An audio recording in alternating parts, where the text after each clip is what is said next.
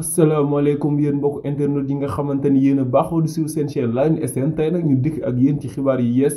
ñeel kii di Ousmane Sonko moom la leader de Pastef gannaaw rek ba nga xamante ni mu tàmbalee nemmeeku tuuram foofee ca département de Mbour rek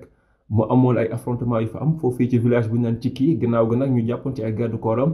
ñuy xam rek ni garde corps yooyee gannaaw ba ñu leen arrêté demee lañ war a jugé ci mardi bi. waaye rek yemuñu ca mu mel ni rek dafa amaat ñeent personnes yoo xamante ni jàpp nañ leen ci mbir moom ñu bokkee ci beneen camp bi maanaam camp APR bi ñi nga xamante ni ñoom la Ousmane Sonko ne dañu doon attaqué cortège am ñu gën ci ràññeet la ki nga xamante ni moo di Omar Ndione te moom lañ jàpp ni moo jiite woon mbir moom muy vocation boobu à l'égard du leader de Pastef looloo waral moom Omar Ndione teg nañ ko loxo moom ak yeneen ñaari naataangoom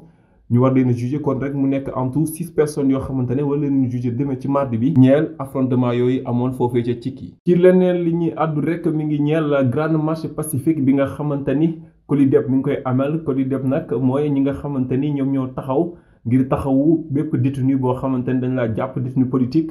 ci nguuru président Macky Sall ñoom nag ñoo dajaloo rek ngir daal di organiser benn manifestation 18 novembre bii lay doon à 15h à la place de l'Obélisque COLIDEP nag nee na moom li ñu ci jublu mooy daal di exiger libération ñi nga xamante ne ñu détenu politique yi nga xam ne jàpp nañ leen ñu gënoon cee ràññaatle ki nga xamante ne moo di Ousmane Diagne Papito Kara ak ki nga xamante ni mooy Pape Alé Niang récemment waaye Amidia ak ñi nga xamante ne ñoom la ñu woowee les forces spéciales ñoom nag COLIDEP dañoo jàpp ne ñooñu ñëpp dañ leen a jàpp donc parce que li ñuy def moo arrangé wu régime bi moo tax ñu daal leen mettre derrière les barreaux waaye ñoom xam leen nañ ñi dinañu xeex ngir ñu daal leen libéré bu ko defee ñu mën a dellu ci seen ay njaboot. ci leneen li ñuy àddu rek mi ngi ñeel kii di Alioune Tine moom nag ñu gën koo xam mu yëngu ci wàllu droits humains waaye Alioune Tine tamit nekkoon fii ki nga xamante ne mooy njiital RADDHO moom nag mu daal di rek interpellé kii di président Macky Sall ci li nga xamante ni mooy arrestation Pape Alé Niang moom nag da koy demander à ce que mu relâché kii di Pape Alé Niang ak bépp détenu d'opinion boo xamante ne jàpp nañ la ci parce que rek da nga doon joxe sa xalaat ci réew mi ni muy doxee moom nag jàpp na ne président Macky Sall loolu la war a def ngir rek sauvegarder li nga xamante ni mooy image du Sénégal